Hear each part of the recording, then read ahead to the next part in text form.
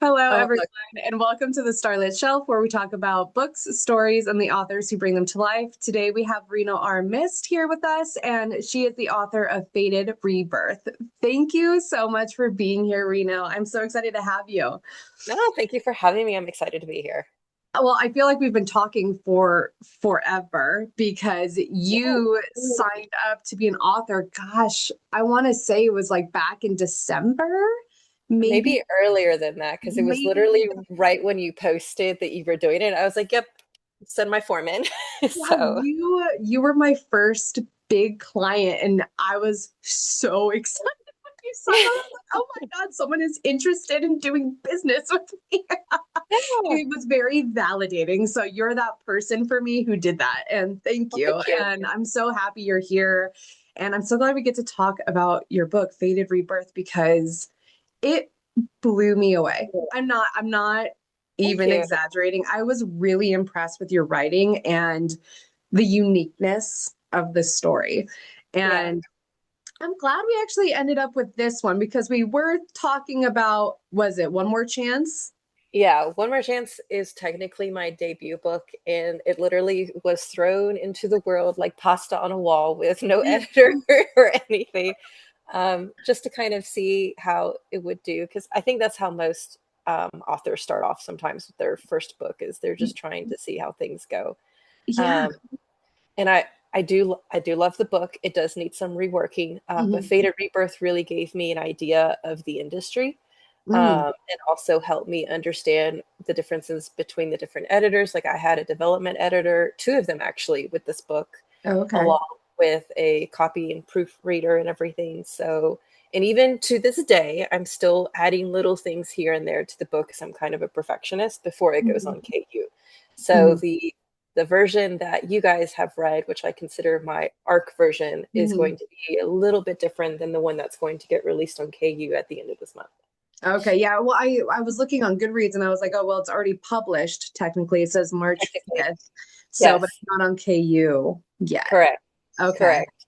Yeah, I remember you saying like, "Hey, just so you know, I've made some edits, and so there's going to be some differences, but that's just part of the process, and that's fine." And I just, I really love the story. I think the thing that stuck out to me, and I'm going to have you kind of explain the book briefly in just a second, but I think that your take on, I want to just put it in quotes because it's not technically reincarnation, but like the various forms of reincarnation. I guess it is, but like the various forms of reincarnation that you have in this Yes, book, and like with Rowan, Violet, their dads, like it's just, it's very interesting. And that like really stuck out to me. Obviously, you know, it was kind of, I was like, wait, I need you to explain this to yeah. me. I was like, the timelines are fuzzy, but it was really cool and really unique. And I've never read a book, anything like that. And I just thought that was so cool. And that's one thing that I really love about indie authors is that they have unique stories that aren't this, that fit into the neat box that Yeah, traditional because we go publishers right are to always market. looking for. Yeah. So can you talk about Fated Rebirth a little bit and tell Mhm. the viewers what it's about? Yeah, so Fated Rebirth is technically a dark contemporary. It's a romantasy, but it's also a fantasy. Back when I first bought the title for the ISBN for the book, romantasy wasn't a big thing years Mm-hmm. ago. I had purchased the title, when Oh, you get your codes. Yeah. yeah. Um, but having gone through with the editors and talked with a few different people, it classifies as a romantasy, which I thought was interesting because it Mm, is half and half yeah. romance and fantasy going on. Yeah. But essentially, it focuses on your main female character, which is Violet. She's got past life memories. It's got very fierce feminist mythic undertones, obviously, because there's a hidden masquerade magic system going on. Mm-hmm. It's a gothic dark academia as well, because everything takes place in a school, and it has high stakes. It's very gritty storytelling. So Mm-hmm. obviously your triggers, know Mm-hmm. yourself. And I always tell that to my readers. I've had a few actually reach out to me, direct message like, "Hey, I can't read certain things. Can you give me a little bit of a spoiler?" And I'm like, absolutely. Like Yeah. your mental Yeah. health is super important. There's found family. There's frenemy to lovers. Hmm. And it's got kind of a neo noir fantasy world building because there's so much going on in the background that you Hmm. are slowly being introduced to it. I was joking with my husband about it. Like Fated Rebirth feels like the entire book is a prologue for what's about to happen Hmm. Yeah. because you have to slowly introduce the readers to the concept, to the world building. When I was first writing the book, I thought I could fit it all in one book, and that was the Hmm. plan. This was going to be a standalone. And then I think I got to the 180th word count that I was like, this is not going to work. Hmm. So, working with the development editor, we changed the story up. We took some things out, and we kind of shifted it and had it end at this point, obviously, that you guys know the ending for and hate me for. Hmm. But it was to ensure that the reader was comfortable entering the world that they do. Because sometimes when you have a lot of concepts going on, if you go too fast with it, it's very confusing. And like Hmm. you've even messaged me with questions like, hey, I need more clarification on this, Hmm. because as much as we tried to ensure that everyone understood what was going on, it's still a very large concept to grasp with the Hmm. reincarnation and everything. Hmm. Yeah, So again, I absolutely loved it though, even though it's like, okay, wait, let me get this straight. So, yeah, when did she get her memories? When did Rowan come into the body, right? And so yeah. it's really interesting, but it sounds like you've been writing this for a long time or had the idea for it for a long time since you bought the title for it years ago, right? Yeah, so I bought when I first started writing, because I've always written, I went ahead and bought some ISBNs, and I'm like, you know what? I'm going to go ahead and purchase them and just have them in the back burner. Is what Oh, it was. okay. So I wrote One More Chance first, and I knew Violet's story. Hmm. And when I started working on One More Chance, I also had Violet's story kind of off to the side. I actually work on anywhere between 3 to 5 different projects at the same time because I have a little bit of like, I don't necessarily want to call it ADHD, but I'll jump from project to project because it kind Hmm. of depends on what I'm in the mood for. So, there's another story that I've actually been working on for 3 years that's sitting in the back burner to give you an idea. So, yeah, it was there, but I grew up reading a lot of fantasy stories. Hmm. And like I said, romantasy is kind of a new concept that I'm Hmm. learning and being introduced to, and seeing which books now are being reclassified as romantasy, which has been really Hmm. interesting. But Hmm. oh yeah, because obviously the publishers push the Yeah, marketing that they want to ensure that their books sell, yeah, right? yeah, yeah. Yeah, so that's a big market right now.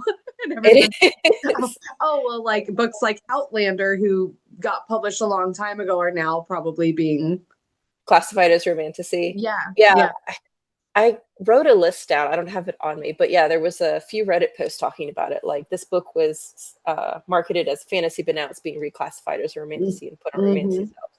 And then something that I also found interesting: romantasy apparently is subjective Mm-hmm. because no one has officially, like, no publisher has put out an official statement. Mm. No, if you look into the dictionary, like Merriam dictionary is different than the Britiana one. Oh, okay. So yeah, the concept of romantasy is still, it feels like, very subjective, especially to readers. Uh, Mm-hmm. because I've had people comment to me, I've been doing like some book markets, and they're like, oh, well, this can't be, if there's no spice in it, it's not considered a romantasy because you have to have, oh, yes. Talking with readers has been so much fun because it's been interesting listening to them and understanding what they consider and classify certain books, right? Interesting. Yeah, dark romance is another one that sometimes has that issue too as well, because a lot of people are saying that you have to have certain negative things happen for it to be classified as a dark romance, and then other authors are like, no, dark romance is more so like the inner turmoil. Like you don't have to have a stalker obsessive Yeah. ignores your consent lines for it to be dark romance, and other readers are like, no, that's not true. It has to be this way. So seeing how subjective the book market is fascinating to me. It's been a lot of fun. Uh, Yeah. All those but little nuances and like it's different yeah, for every person. Yeah, that's crazy. Yeah. it is. But it's also something to be mindful as an author, because if you market it a certain way and you're not hitting those keynotes, that's where you Mhm. sometimes get your bad reviews from, because people are upset that it wasn't what they were expecting, right? Because once Yeah. again, it's all subjective. Okay, well, authors, take note because that's another good piece of advice for you. Wow. So was there anything in particular that inspired this story? Or Um, like where did the concept come from? um, a little bit from personal. Second chances have always been something interesting for me. My childhood was not very good. And there were often times that not just me, but I had heard from other people and family members that they wish they had redone decisions in their life and Mm, that they regretted their mistakes. And I know everyone has those moments where they regret mhm. something with their whole physical being that they wish they could redo it. Yeah. So, One More Chance kind of started off with that concept. And then Fated Rebirth was the I have that second chance. I'm going to mess people up now for it. So, Mhm. Yeah, well, a couple things.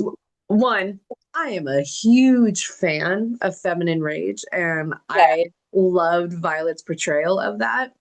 But I also, even though there's darker themes in this book, and yes, there is a trigger list, but I Hmm. think it was handled really well. And I really loved Violet's journey of coping with these traumatic past life memories. Like it's a journey. It's a journey. Yeah. And then Rowan coming into the picture and also finding out about this for her and then helping her along the way. And it's just really beautifully done. And so I think that even though, yes, there's darker themes, I think a lot of people will see themselves in Violet and that Violet can kind of help them to get through their own personal, traumas and things and navigate their own journey as well. So I think you did a really great job with it and you handled it really well.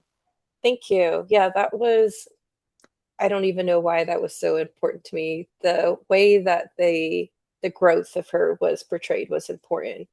And I Mm-hmm. wrote Rowan, as cliche as it sounds, I wrote Rowan wishing I had somebody like that in my life, and that I know other people would wish that they had something like that in their life.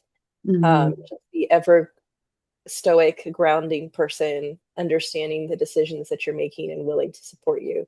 Because Mm-hmm. not everyone gets that growing up or even in their adult life. And then to portray, a lot of people reference it as a healthy relationship, which I think is so cute. I don't know if it is or not, because Yeah. it's such a weird dynamic that they have going on, Mm-hmm. with both of them having their reincarnation and then both of them being very morally gray. But I Mm-hmm. wanted to still somehow portray like that give and take, right? That communication where Mm-hmm. they both understand that they have stuff that they don't want to necessarily discuss yet, but when they're ready, they will with the other person. Yeah, Uh, exactly. I love that. And so speaking of Rowan and Violet, did you have a favorite character that when writing or a favorite scene?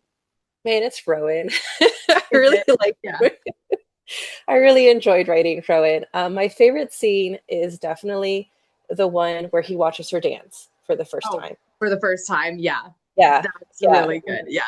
yeah, He's just sitting there like, oh my God. yeah. Like, oh crap. Wow, this is a whole different version of my childhood friend that I did not know existed. Yeah. It's like an epiphany for me. Hmm. I love that. But I love Violet and her independence and like, you know what? This is what I want to do. I'm gonna do it. You're not gonna Yeah, get my way. You're gonna see. You're gonna watch me do yeah. it. So do you think that writing Excuse Rowan and having him be that figure that you felt like you needed in your past, was that healing for you in Oh yeah, it was like all therapeutic. The entire book was therapeutic for yeah, sure. yeah. I enjoyed writing his character, and I did write him for someone that I wish I had, but I also wrote him in a realistic manner, right? Because Mhm. every human has a flaw. Oh yeah. Um, Absolutely, and that's the thing in my writing journey that I focus a lot on is the humanistic value and morality of people. I like to push boundaries and Hmm. make people question it. Like, for example, One More Chance is a cheating redemption book with Hmm. other women drama. Hmm. And so writing that redemption was a lot of fun because you Hmm. have to be able to really show the growth of the character And the same thing with Fated Rebirth was showing the growth of both Violet and Rowan. So Rowan going from this is my makeshift found family that I'm just going to protect them. It doesn't matter how they think or feel, to I need to understand this other person and their Mhm. choices and respect them for it. Right. And Yeah. then you got Violet, who was completely traumatized in her other life, was very submissive and subservient, and did not have the ability to learn to be herself. To now she's all of a sudden been given this freedom. She's going Hmm. to act like it's bratty, but it's also willing to stand up for what she wants because she didn't Hmm. have that choice ever in her other life. And Yeah. some people, I remember some of the readers were saying like it felt a little immature, but it was fun talking with them about it because I'm like, well, if I was trying to think of the psychology behind it, because Hmm. if you go from all of a sudden not allowed to being able to do anything to all of a Hmm. sudden remembering also a life where you had this freedom, which side would you go with? Which role would Hmm. you pick? You would go Yeah. with the freedom side. Yeah, obviously. And yeah, and you'd be a little bit more passionate about it. And Hmm. um, Violet being able to vocalize and be as strong as she is with Rowan signifies the amount of trust that she has in him. And it was fun writing that and her realizing that up to that scene, Hmm. because it just made it look like that they were just angsty with each other, bantering back and forth, Hmm. and she just didn't like him. But it was because she didn't realize how much she actually trusted him Hmm. inadvertently. hmm I also really liked the element of the rope tying. Yes. And I cannot for the life of me think of the term for the is this SH, I feel like it starts with, Oh, but Shibari. yeah, Shibari. Okay. So So when Violet is explaining the way it feels, but I feel like this was a really big sign of trust for yeah, her to Rowan when she is allowing him to do this. And it's like art, right? Is this rope tying art? But she said it felt like an embrace, like a hug. it And I was like, does. this is such an interesting thing that I have never heard about. Like, obviously, we know like rope tying can be used in torture with pressure points and stuff like that. Mhm. But for someone to use it as something that is like she felt empty when the ties were off of her, Yeah. like she felt like she was missing something now. And I was like, that is such an interesting, like, how did you learn about this art, like what this practice, what is that? That's crazy.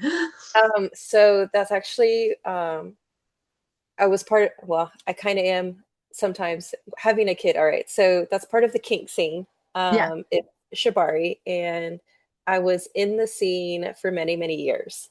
Hmm. And I would be what you would call a rope bunny, which meant that I was the person that used to get tied. Oh, okay. So writing from Violet's perspective, I wrote it because I knew it intimately, what it felt Okay. like. So it was really easy to write it. And I've read a lot of stories, romances, things like that, that kind of go into kink, because I'm always interested to see how authors portray it. And I've Hmm. got author friends that will talk about this too. Like the what is written in the books doesn't always reflect what actually happens in the scene, and that's okay. Like Hmm. obviously, in dark romance, it's the extreme, like CNC and stuff. Like we talk about it all the time. Hmm. But if you actually go to go play with someone, like there is a lot of communication and a lot of Hmm. consent and trust Hmm. involved. hmm And so being able to write that with Violet was because it can be very healing for her, especially with that trauma, to trust in hmm that other person to allow her to have something like that done to her. Yeah. Um, and so that's what that was from. It was from personal experience, but also wanting to portray it as accurately as I could. Yeah. Um, and I've actually had some readers reach out thanking me for that because they had not been able to find that in a book yet. And that meant a lot to me. Okay. Like I cried over that. Oh. Because you don't, well, you don't, your interpretation can be so different and you don't want to accidentally upset a whole community, right? Yeah. Especially since if you're writing from your experience, it doesn't necessarily mean this is how everyone feels about it, right? Yeah. Um, but it's such a fun practice, like you know, the different knots that you learn, like from hmm the people side of things, like the different knots that you can learn, the different ways that you can use the rope and different things, like even just in traditional sex, you can have like the handcuffs get replaced by ropes, hmm things like that. hmm But hmm also be conscious and self-aware, you have to have that communication with your partner anyways. Yeah. So introducing those little things into the bedroom can sometimes be helpful, Hmm. for partners that want to explore different things. So the premise of writing behind it was the healing factor behind it for Hmm. Violet, but also because it was a personal thing that I wanted to include in the story. Yeah, well, it definitely piqued my interest. And I was like, because I was looking up, I was trying to find like mood board images, and Yeah, I looked up the actual term for it, and it was like, not allowed. yeah. Oh, okay. Well, it's like, all Yeah, right, when well, you I guess I'll look at another source. yeah, when you go to Pinterest, the thing you have to type in is rope ties. That's usually That's what pulls. Yeah. that's what I did. There was just stuff with like hands only. Yeah. In the character art that you sent me for Violet, Hmm. she has blue rope around her. And I was Yeah. like, is that the embrace Yes. tie that okay. Yes.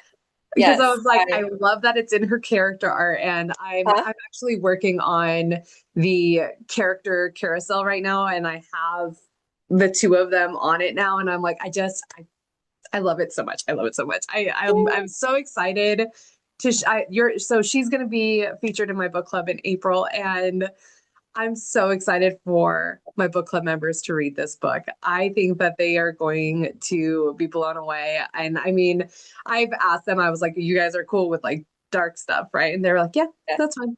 They're either like, yeah, I don't care, or like, as long as there's a trigger list, I don't care. Like, it's cool. Yeah. Exactly. So To see what. I'm just so excited for them. This is just such a good story.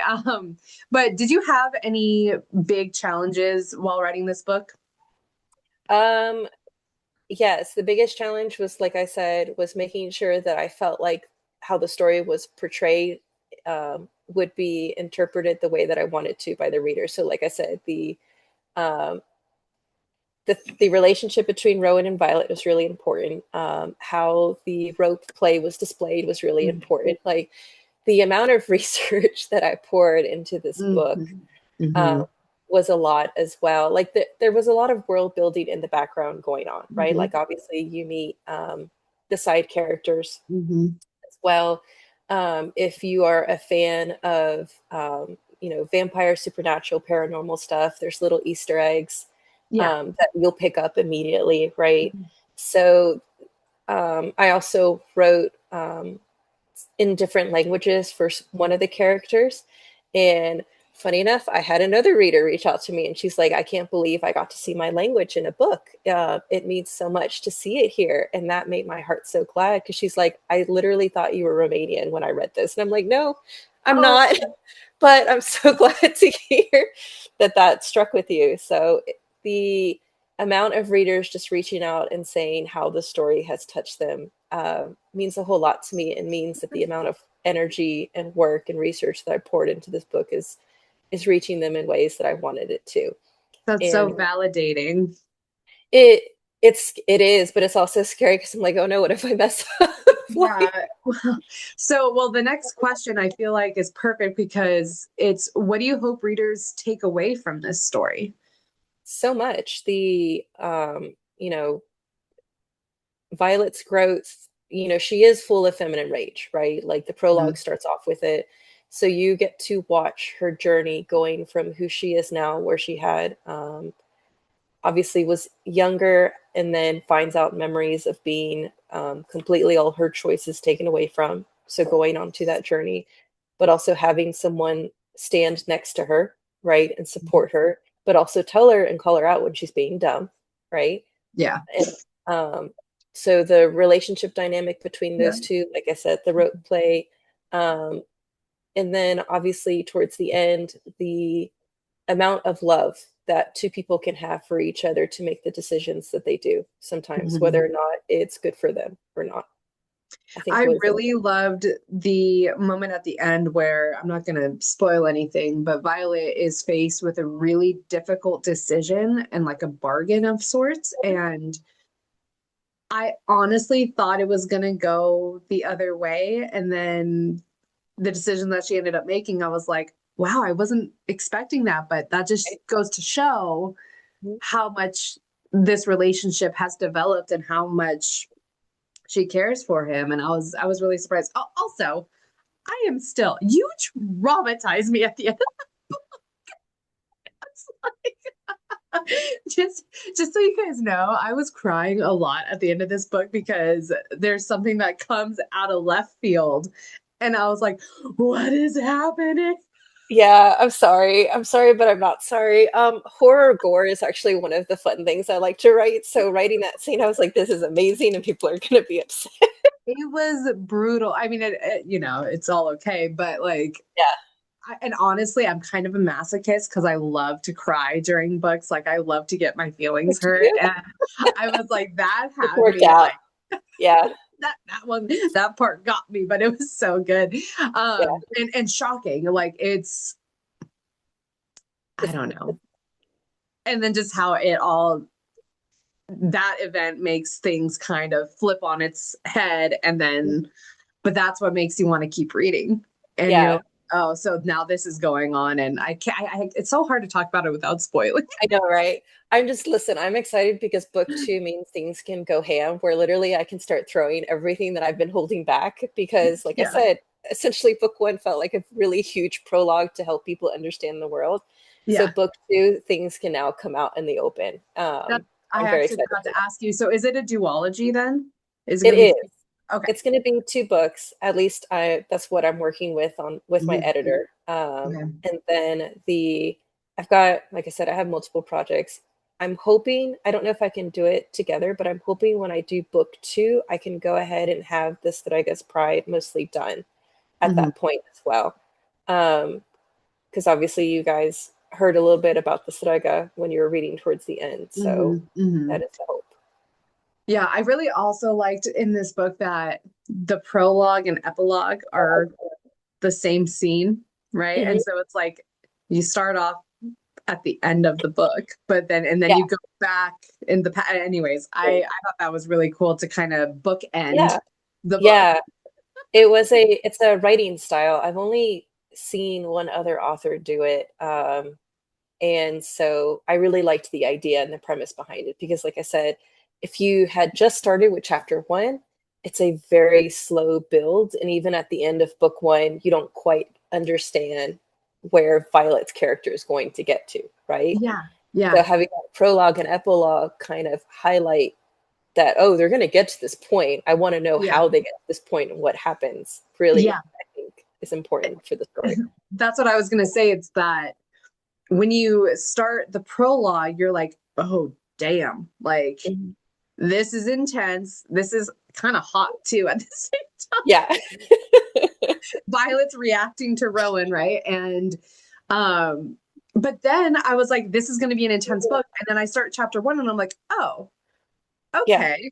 So now we're kind of back into like a normal Hmm. version of these people where we just saw them Hmm. in the dark moments getting the revenge. Like it Yeah. was a really interesting shift, but I think you did it perfectly well to keep readers engaged through that slow build introduction, right? Yeah. So yeah, I think Yeah. that is I didn't realize that that's why you did it, but it makes sense and you did it really Yeah. well. So Yeah. good job. Thank you. Yeah, no, there are challenges when you write certain stories. Like obviously, for example, because I had been trying to query the book, one of the things that they tell you is your first chapter has to start with an action and it has to be interesting to keep the readers engaged. Mhm.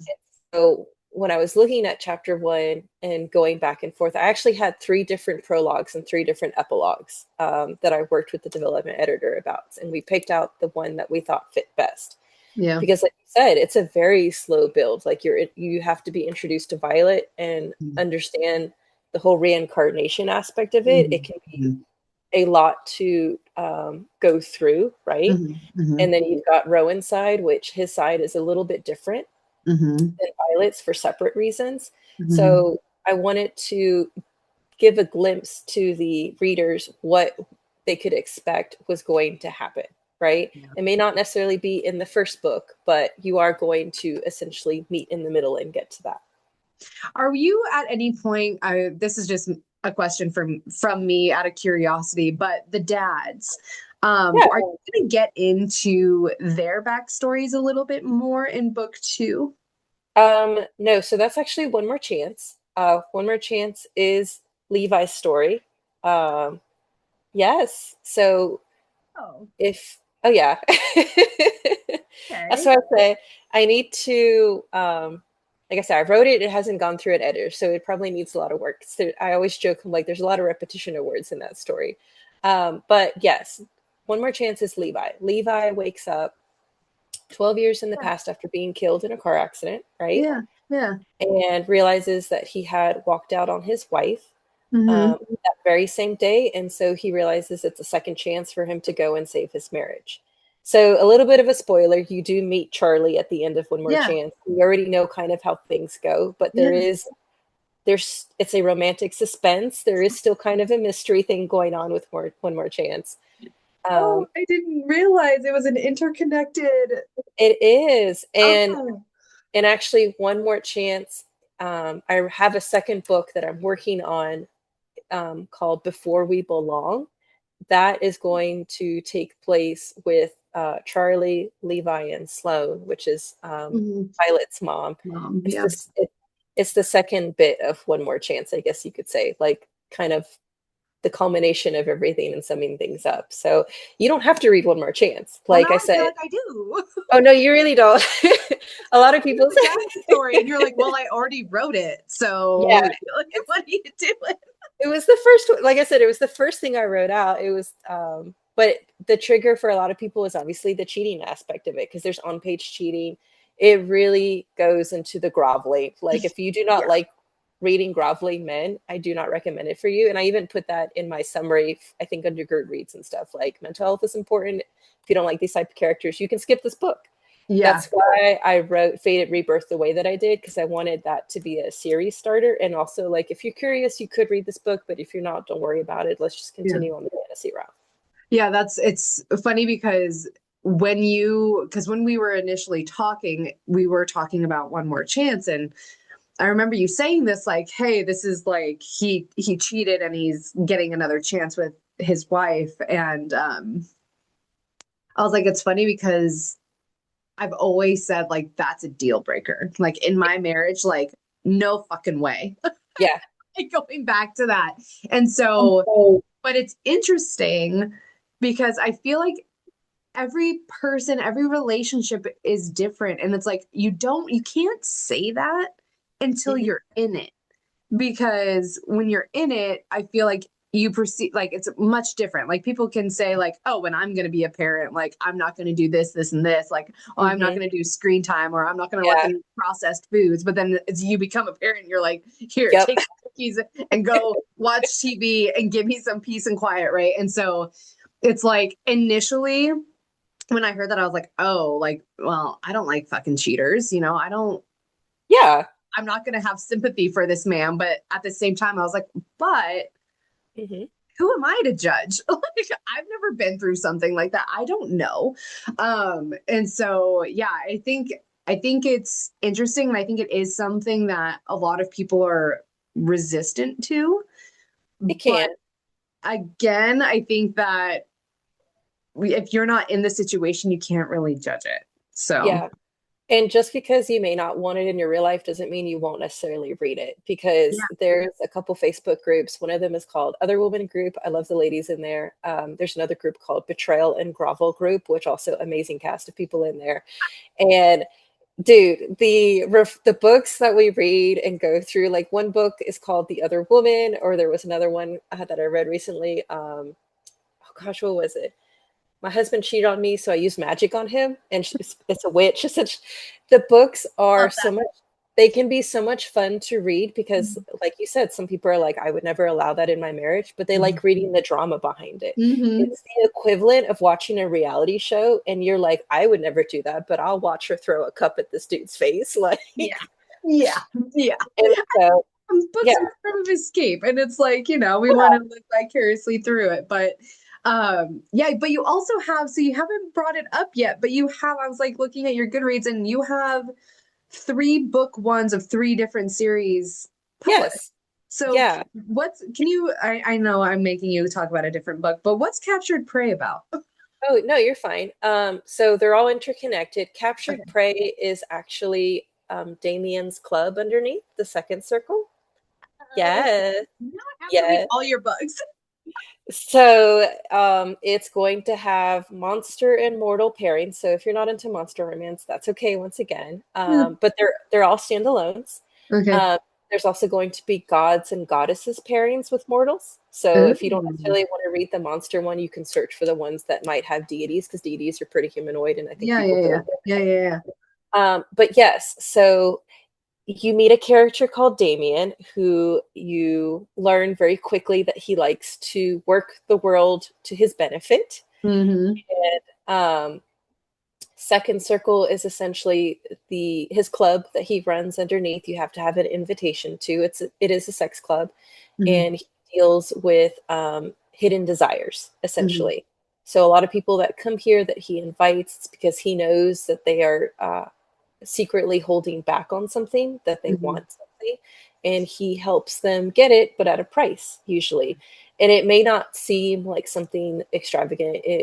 It's not like you have to trade your soul in order to receive what you want, but you learn through reading, like for example, the first story, that sometimes his favors are very heavy. Mm-hmm. Um, and so the first one is actually, I had a lot of fun researching this. It's a Slavic folklore deity. It's a Leshy. Leshies are forest gods. Mm-hmm. Um, they are the protectors of the forest. They can hear the trees and everything. So he gets told by Damien that he needs to pair up with this mortal woman who's an academic um, teacher, essentially, that's been holding back her desires for primal play, which, if you're familiar with primal play, it's when you get chased.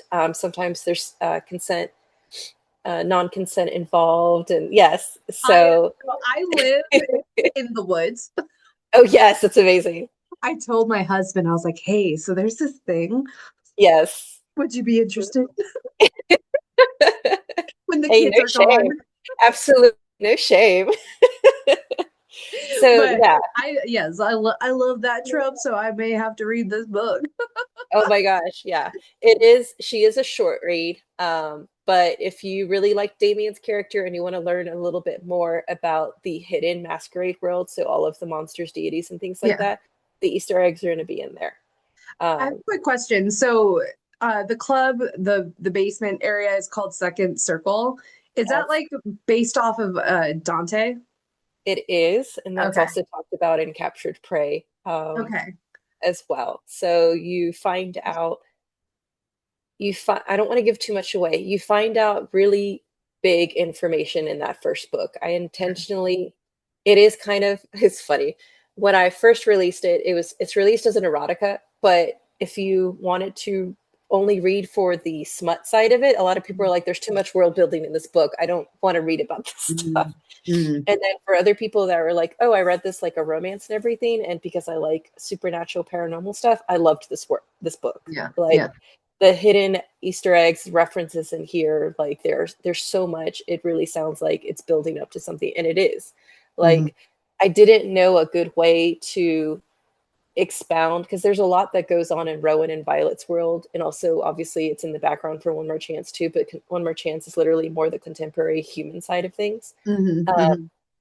so I thought of doing stories from the second circle where you see clients coming in and you're learning what favors these clients may owe Damien, or what favors the monsters and demons or folklore might owe Damien. And you get Hmm. to also learn about the different folklore, because I try to include the heritage behind, each of the Hmm. deities that I pick from. Because, for example, people that recently bought the book were like, I had no idea what a Leshy was. I went on a downward spiral looking up more history about Slavic folklore. So it's also Yeah. to help bring to light, a lot of stories that are not really being heard on our side of things. Hmm.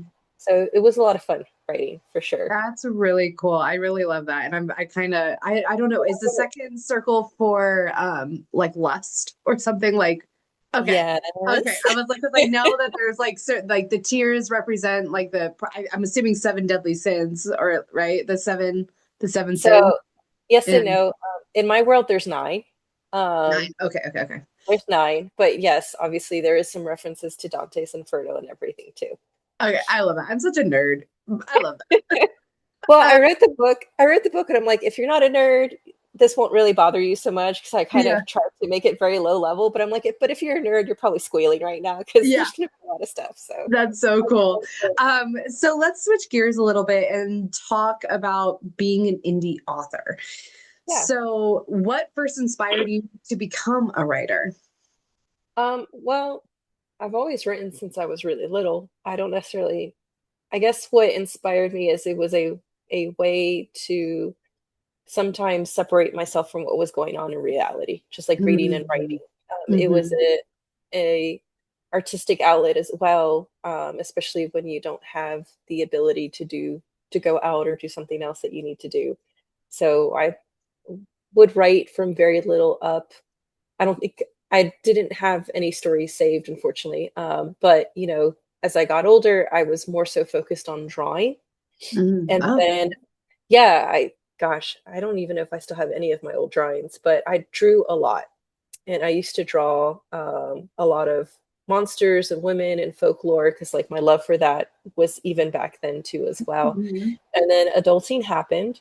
So drawing obviously stopped because it's hard when you're working a Mhm. 9 to 5. And then I had my daughter, which I loved her to death. And buying books, like children's books about different folklore stories and reading her different books of things that I grew up with and was really interested in, made me realize that I was having a lot of fun with this. And she made an offhand comment to me and she was like, Mommy, you should write me a story. And I was like, oh, yeah, I guess I could do that. Yeah. uh, and so I would write at night. She would ask us to, me and my husband, like tell her a story. So we would just orally tell her like different stories, like just from off the top of our heads. Like, Mhm.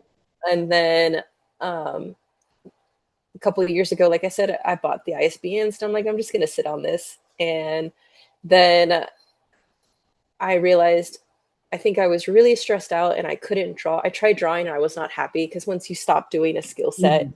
it goes away. I wasn't happy with what I drew and I'm like, you know what, I'm going to write.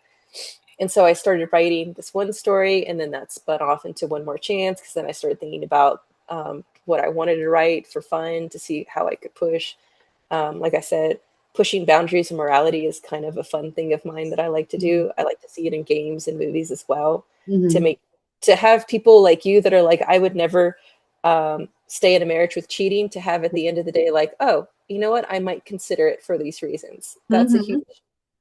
That's something fun for me, especially since I had gone to school originally for psychology before I had to drop out. So, like, being able to see how people react to things and Mhm. understanding their ethics and morals, those are conversations that I enjoy having. And I like agreeing to disagree too, as well. So, absolutely, everyone has the right to their opinions and stuff. I'm not Mhm. here forcing you to change your mind. It's just if you do happen to see it from a different aspect, that means that something in the conversation struck with you, which I thought was really interesting. Mhm. So, have you only been writing really for the couple years? Um, I I could know you've been probably, writing all your life, but like, but writing books, like seriously, for only a couple years? yeah, like One More Chance came out 6 or 7 months ago. That other, like I said, that first story that I have, I wrote that like 3 years ago, and it's sitting in my Google Drive right now. But Okay. One More Chance took me a month or two to write the first bit, not even the first bit, just the first version. And then I went into hard development mode on my own because, like I said, I couldn't afford an editor at the time. And then it got released, yeah, in end of June, July. So Wow. Fated Rebirth, I started writing. Like I said, I had snippets of her story. I had scenes. Yeah. I like to jump around when I write. I don't Yeah. always Yeah. write Yeah. in order. So I had scenes that I had written out that I knew that I wanted. And there's actually, like I said, I had written 180,000 words, and then I had to cut back some of it once I was able to get a development editor, which, despite its flaws, One More Chance was the book that was able to help push me forward. The other women group in the Betrayal and Grovel group stood behind me and kept recommending it and got me my 1 million views within a few months, which I was so grateful Wow. for. Yeah, it was such an amazing thing to see for me. as well. Because like I said, when I put it out there, I was not expecting anything at all. Yeah. I really want to thank that group, because if it wasn't for the constant recommendations that they had for One More Chance, it would not have made Fated Rebirth where it is now, because I was able to hire a development editor, copy line, and everything, and really just work on the story. So supporting indie, it makes a huge difference for us, especially when we pour so much of our energy. And I did pour some of my own money into this book as well. I mean, obviously, like when I reached out to you, like Mhm. it's an entire market that you have to learn on your own, because trad publishing does kind of hold some things back.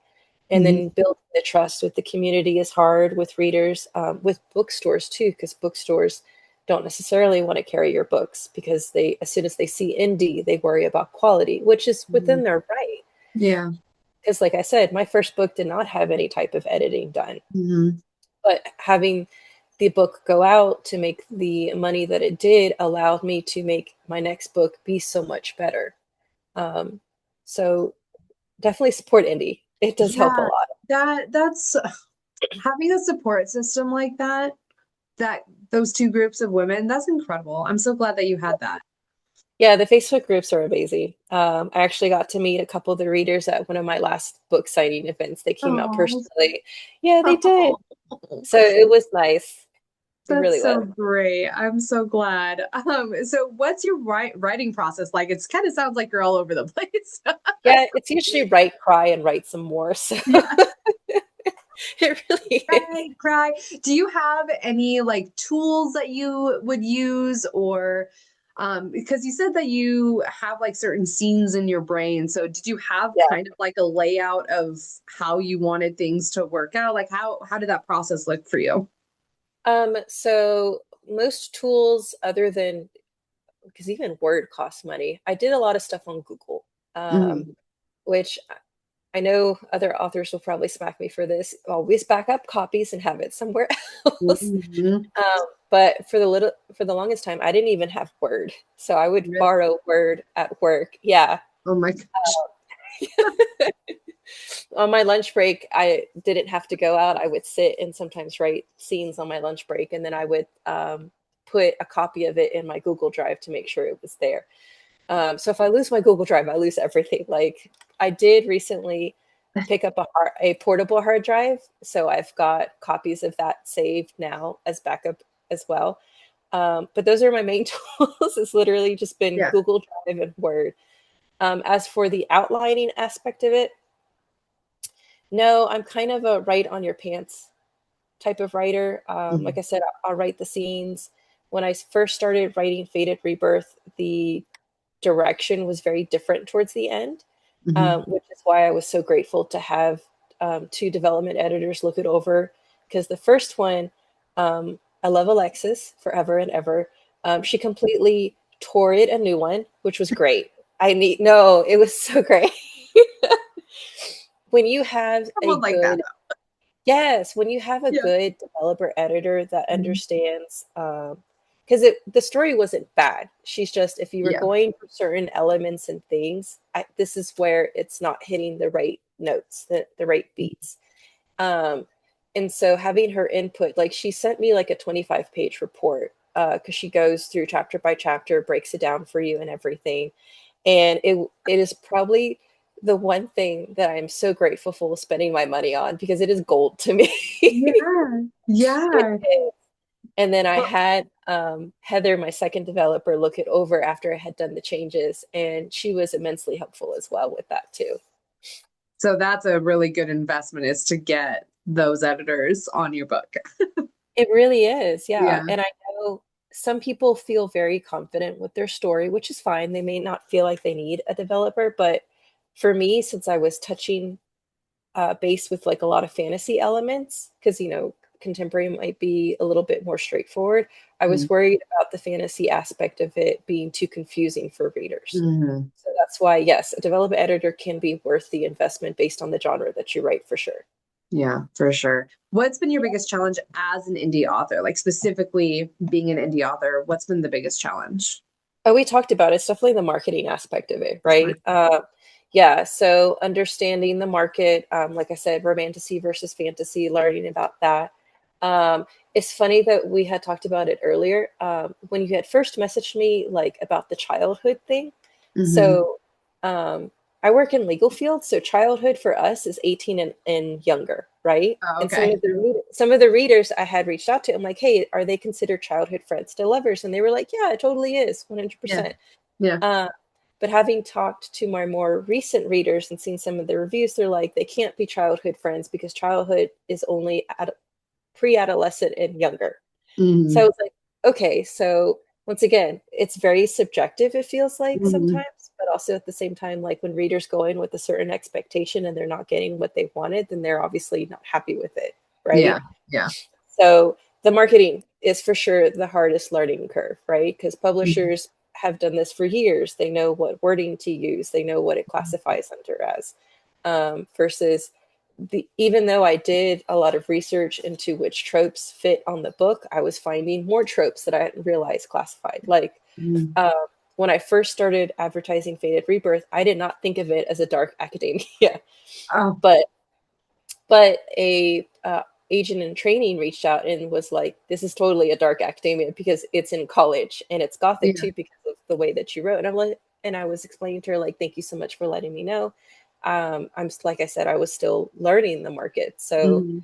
revamping that to broadcast it as a dark academia because it is technically one that way. So marketing for sure one of the hardest things. It's not just the monetary, it's knowing the language behind it 100%, Mhm. because if you don't advertise yourself way properly and market yourself the way properly, you're going to disappoint a whole bunch of readers, which might affect the way that your book is seen publicly for sure. That's interesting because a lot of authors have told me that the marketing side is the hardest, but no one's said it the way that you said it, where it's like the verbiage that you use Hmm. is incredibly important and can make or break the book. And I was like, Absolutely. you say that, oh, I didn't realize it was dark academia. That brings in a whole other group of readers who love Hmm. dark academia and will pick it up for that reason. Yeah, absolutely. Yeah. That's And it's interesting. knowing your niche in your group. Yeah. Hmm. And I love when you, oh God, you just posted this and it was a list of, you had like a graphic of the books that you would like compare it to. Oh yeah, book And con. Hmm. yeah, and one of them was Ninth House. And I was Yeah. like, oh yeah, for sure.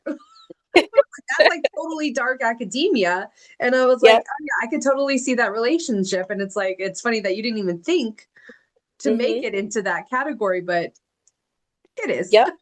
Yeah. And like I said, months ago when I had first started, like completely no knowledge of it, did not think it like that at all. So um, I've been very grateful to readers, like the ones that have Yeah. reached out, or like Hmm. the individual that I spoke with that Hmm. read my story and told me what she thought of it. Like, there's such a huge community that if you are able to make those connections and build that trust, they're willing to help and vice versa. And I'm very grateful for them. Yeah. I feel like the community on, at least, I don't know, I've heard some people have negative experiences, but my Bookstagram community has just been always so incredibly positive and uplifting and supportive. And I'm just so incredibly grateful to them. And I can't imagine being an author and having people lifting up your book. That's, I don't know. It's just so much gratitude. Yeah. Well, Um, there's, I was going to say, even individuals, I've not experienced this, but I've seen it happen to other authors. But I've had people reach out and say, I did not like your book, which to me, I think it's still great. I always thank them for their honesty. yeah. I do, because I let them know, like, if they're not attacking me as a person, that's perfectly fine. But you have the right to your opinion on what you like and don't like. And so I always tell them, like, thanks for your honesty. I really do appreciate that you did take the time to read the book because that shows that it had interested you. I'm sorry that it wasn't what you were expecting, though. So I think I mean, it's being human, right? Being kind to each other, regardless if you support the person or not. Don't be cruel about it, right? Don't be mean. Some of the things that I've seen authors post about, for example, on threads or like you said, on Instagram, is really disheartening because they go after the author as a person. They're not going after their work. They're just going after the individual. Mm-hmm. Um, and that kind of ties in with like celebrity status as well, where celebrities have those type of attacks. Mm-hmm. Uh, and it's very disheartening as a whole. I guess as mankind to see people do that. Yeah. It's funny because I've posted a couple times of like what not to do when you read an indie book, and one Oh of them was don't tag authors yeah, in negative reviews. yeah, And it sounds like people are messaging you directly and yeah. telling you that. So, I mean, it sounds like you're handling it really well, but how would you, for an indie author just starting out, what would you say to them and how to navigate the negative comments and negative reviews or negative messages from people? I think I'm only starting out. And like I said, I haven't had any extreme situations, thankfully. Because, in most instances, authors are like, just block them. Like, especially in threads when other authors talk to each other, in order for protecting peace of mind, you know, a lot of them are like, just block them on your socials.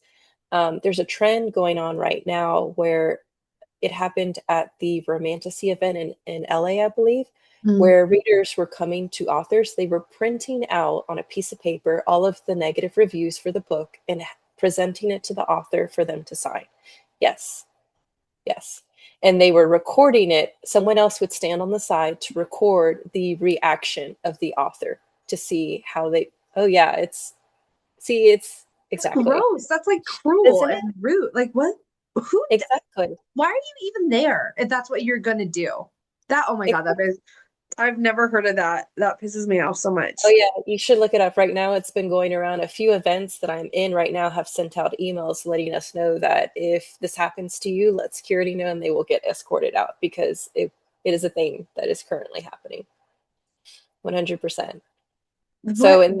in that instance, Okay, I was yeah. gonna say that instance jokes on them because I'm a masochist. I'm like, I've already read my negative reviews. I know exactly what to expect. I will You're a sign that grandma, and move baby. on. Okay. But What is the point of that? Like, is that like a gotcha moment? Like, what is that? I don't. What's the I don't point? know.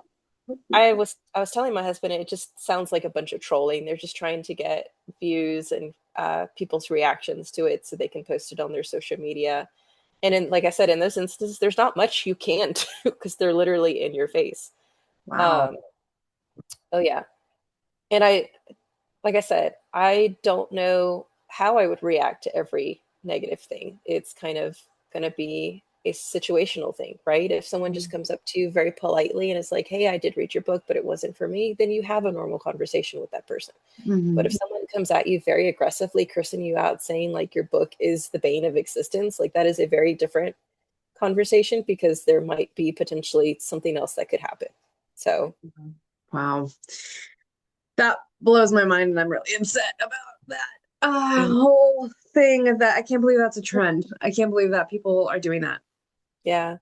That's really upsetting to me. See, that's what I'm talking about. So, like, my experience with like the bookish community has been really positive, and then I hear about something like that, and I'm like, really? This community Mhm. is doing that? Yeah. What? I don't. That makes me really sad. So let's talk about something happy. Let's talk about something happy. What has been your proudest moment in your writing journey? Proudest? Mhm. Probably seeing how Fated Rebirth has touched a lot of people. Like I said, the messages that I've had from people saying that they felt seen and heard in the book has been, it means a whole lot to me. It makes my heart full and it really does mean a whole lot to me.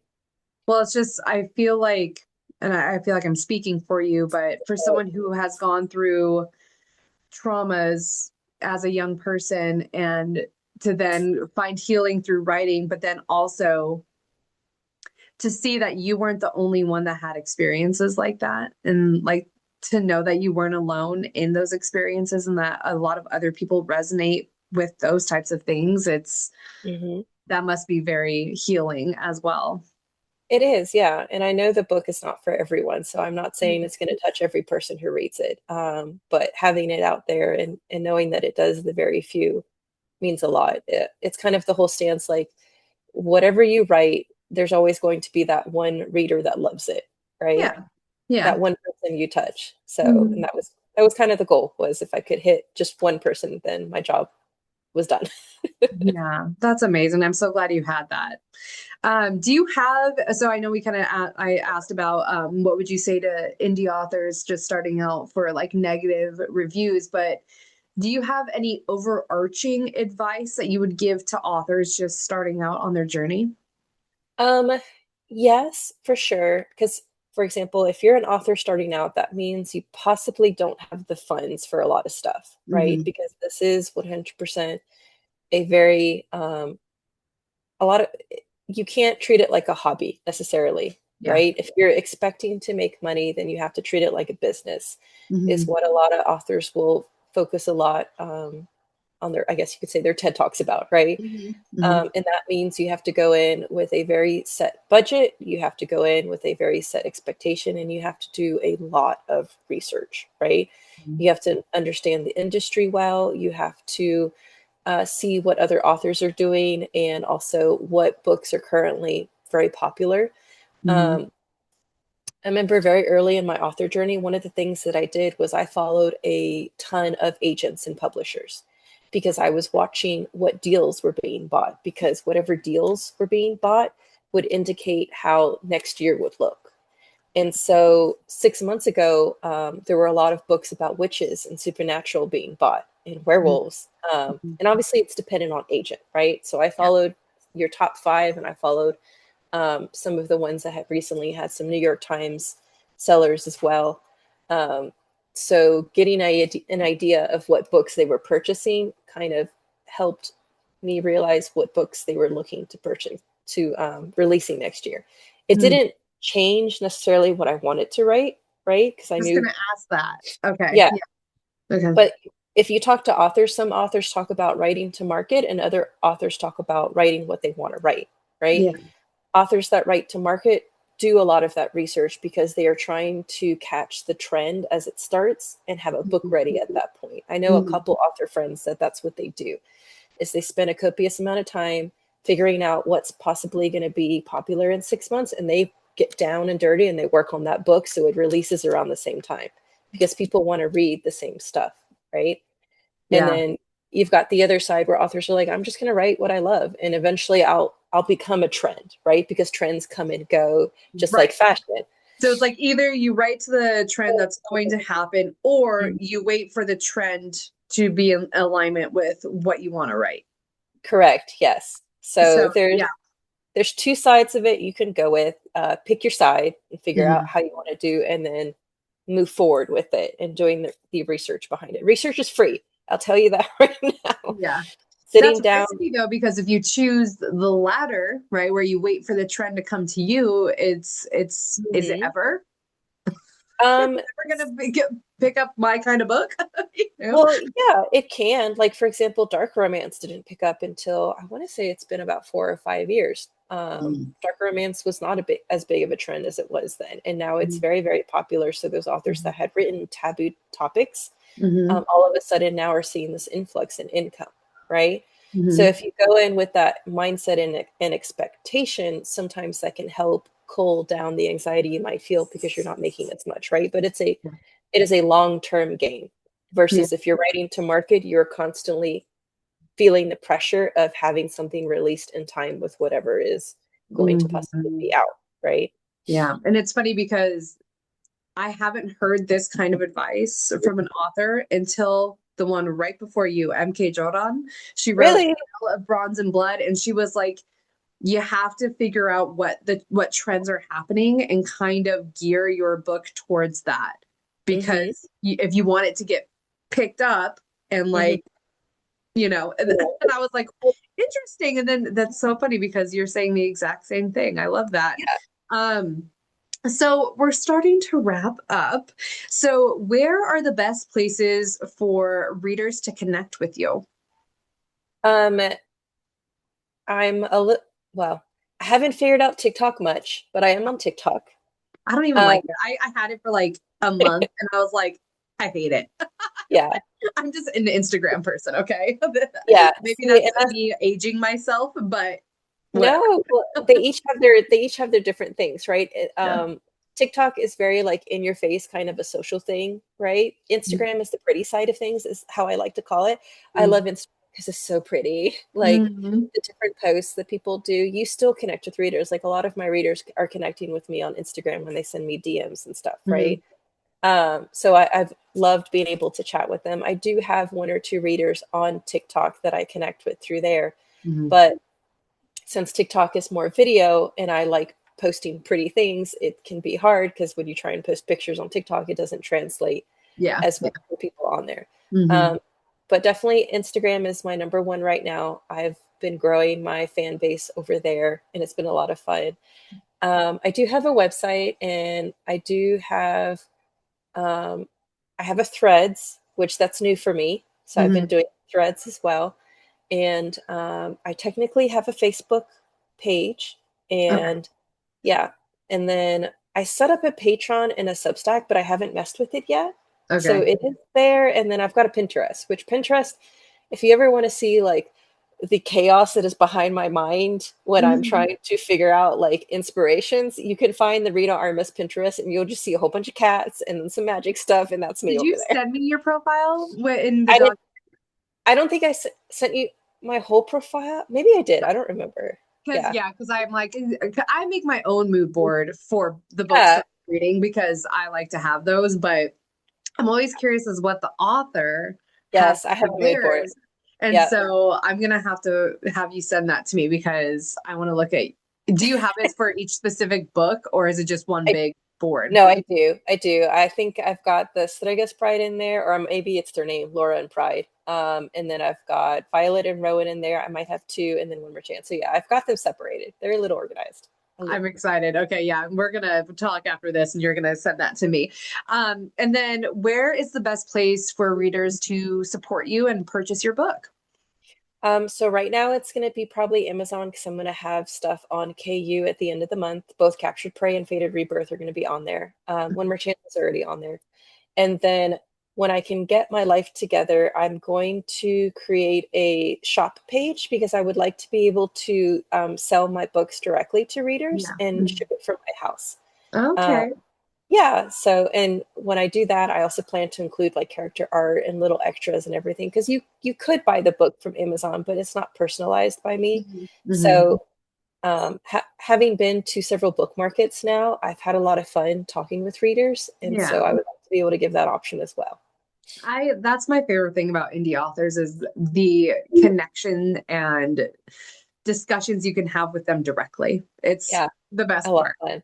It's Hmm. so good. So do you have any final words or messages for readers? No, but here's my book if you want to check it out. It's so pretty. Yes, and if Yeah. you want to join others in reading Fated Rebirth, then join the Starlit Shelf Book Club. It's on Yes. Fable. Well, Reno, thank you so much. I'm so glad we got to finally talk face to face, and I'm so excited to share your book with everybody in April. Thank you. I look forward to hearing all of y'all's reactions to it, both good and bad. So I hope It's y'all going have to be fun. fun. Plus, Yeah. you get to talk to everybody at the end of the month, so Oh, it'll be fun. yeah, Yeah, yeah. that'll be We great. do a live chat at the end of the month with the book club. So That's right. Oh, that'll be a lot of fun. yes, I'm excited for yes, I that. love it. All right, you guys, thank you so much for tuning in. And if you want to hear more from indie authors, don't forget to like and subscribe. Until then, happy reading.